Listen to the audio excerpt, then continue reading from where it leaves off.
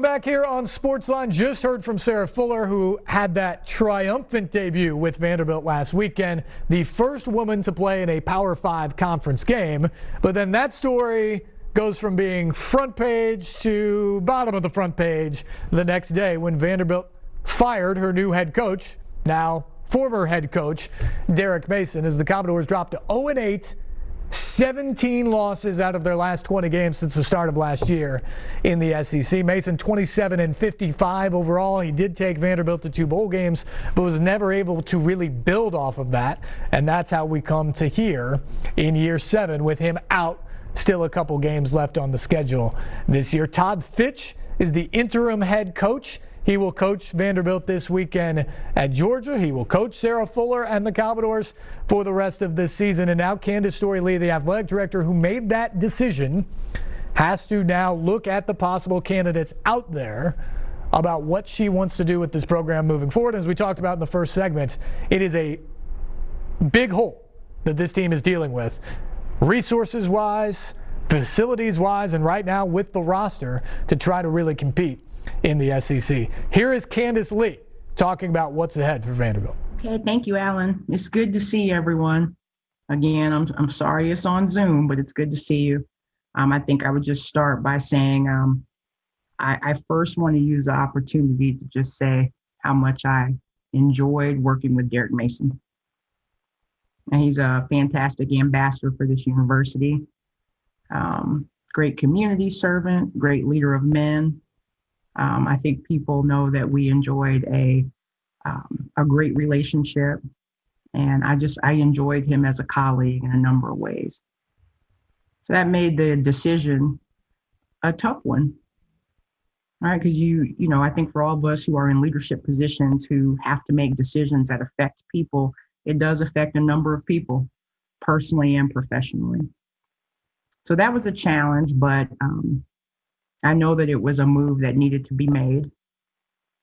And as uncomfortable as it was the right thing. And I think that even the way that we carried it out, I think it was symbolic of the way that I would like us to do business. And that's being transparent, being respectful, treating the individual that's impacted, in this case, Coach Mason and his staff, with respect. After I communicated with him what the decision was, he had an opportunity to, of course, speak with his family, but then speak with his staff. And then he and I together went and spoke with the team. And again, I just think that was important. I think, again, it's a symbol of how I would like us to go about our business. And I appreciate his tenure. Yesterday was about taking care of home, so making sure that our student athletes, that our commits, that our staff understood where we were and understood the decision. And then today is about pivoting to the search. Happy to open it up for questions. Adam Sparks, go ahead. Yeah, Candace, I guess this is just sort of a general one. What are you looking for in a head coach? Head coaching experience, coordinator, college, pro? What's sort of the requirements you want to look for? Well, I want to be open. I have learned over time, you come in with a set, a set list. And what you don't want to do is miss out on potential candidates because you're narrow in your focus. I would say, though, that demonstrated ability to run a program. I think having been a head coach is something that I am interested in. It is not a deal breaker, but I do think that given what we are trying to accomplish, and I think it's important for me to say this, I think you noticed in the release yesterday, the release did not talk about what we were looking for, because I think part of the challenge there is I did not want to genuinely talk about everything that Derek Mason had done here and how much I appreciate him, and in the same breath talk about what we're looking for in a coach, because people will sort of say, oh, well, that means he didn't meet that criteria, or you're saying that's different from what he was. And as I told our staff this morning, 2 things can be true. right? So you could check some boxes, but it's still time for a change. And so I was really careful yesterday not to talk about what we were looking for, because I do not want people to make the leap that that means that that's not what we had. Things are far more complicated than that. So just a sort of a preface to Adam's question. I would say that we know that we need to provide offensive minded is something that I'm interested in. Certainly, it doesn't mean that you have to be. If you're not an offensive coach, then certainly who is on your staff and the style of play is going to be very important. Always looking for someone who aligns with our values and first and foremost, wants to be at Vanderbilt. And we have an opportunity to do something. And I have to say this, when I made the decision and I made, it was my decision, but what had to go into the thought process was, well, then how do we prepare for the future? I think we've got alignment, and I use that word very deliberately. We have alignment that starts with Chancellor Dearmeyer, and I know that I have a partner there. So, you have some additional confidence in making the decision because, one, I have to do what I think is right, but two, I have a partner that I know that is going to position this opportunity for success. And so that's really important, right? Alignment. And then the successful candidate will have to understand the importance of alignment. For us, alignment also includes the culture within this building. Someone who is a collaborator, someone who understands building community. That's important to being successful at Vanderbilt. Obviously, someone who's committed to student athletes and the student athlete experience. I know I talk about the student athlete experience a lot, but that includes winning. And when I think about being a student athlete, I don't know if I would have had as good of experience if we had not gone to the Elite Eight twice. If I did not know what it was like to be a #1 seed in the NCAA tournament, it makes a difference. And I want these kids to experience that and experience it at a high level. We've got some work to do to make sure that that's the case. But I want somebody who is up for that challenge and understands that it can be done and be done here. Thanks. Yeah, of course. Robbie, go ahead. Candace, I think a lot of people were surprised that this happened before the end of the season. So why now? It's a great question, Robbie. So, there's some complexity that comes from COVID. I know we're all experiencing it in our own ways, but so if you think about the timing, if this was not a COVID year, Saturday would have been the end of the regular season, right? We know that the timing of the season adjusted.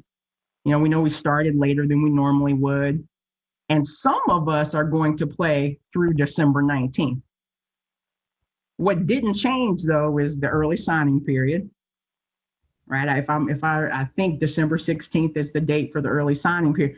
That calendar was not adjusted. And so again, in thinking about wanting to run a process that's above reproach, I did not want for our current student athletes, for our prospects, to not have as much clarity as possible and as soon as possible.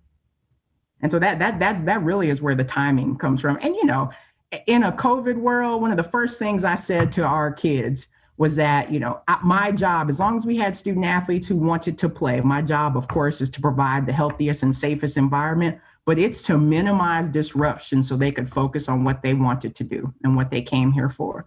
And so I wanted to manage the disruptions as much as I could. And so that's another reason for trying to go as late as possible. Thanks. Sure. Teresa, go ahead, please.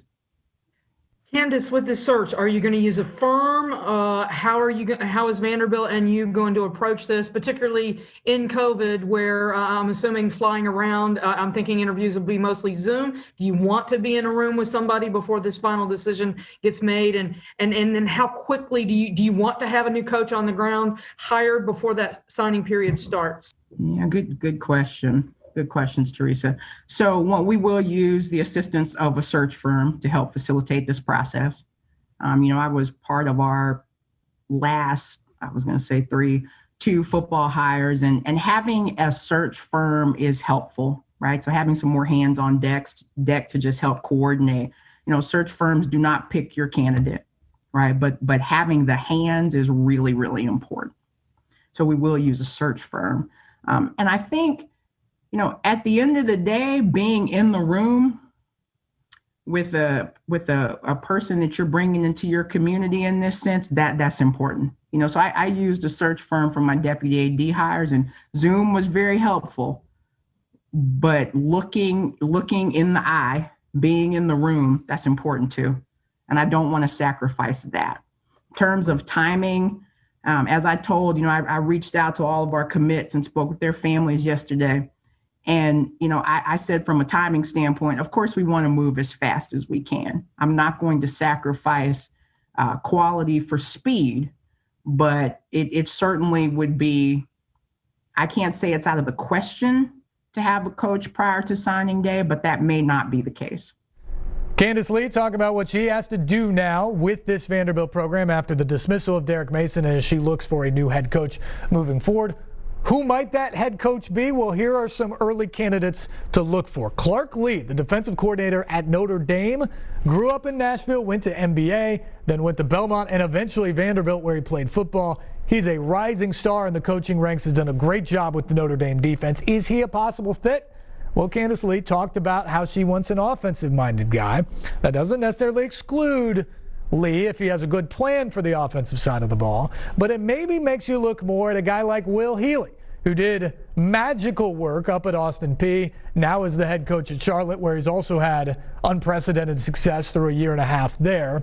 Jamie Chadwell, speaking of unprecedented success, his job at Coastal Carolina, the Chanticleers are ranked nationally right now. He's certainly somebody who could be a factor for the job for Candace Lee and Vanderbilt coming up.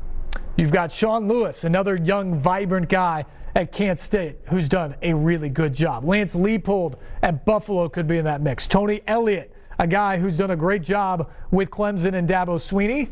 Could he be interested in his first coaching job being in the SEC? Those are all guys out there. Rhett Lashley, who's at Miami, offensive coordinator there, has done a great job with De'Aaron King this year. He's another guy that has SEC experience. He could be another guy that could factor in. And one other guy to watch out for, Barry Odom. Didn't work at Missouri with him, but what he has done this year as the defensive coordinator for Sam Pittman at Arkansas, as the Razorbacks have gone from cellar dweller to a team that has competed week in and week out this year in the SEC. Could he potentially get another shot in the SEC? He's another defensive guy, but could he get another shot? He's another guy to keep your eye out. Lots of candidates, obviously. It is early. That's the job of Candace Lee to wade through, but those are some names to think about as we wade into this process. Back with a little Nashville SC soccer talk after this.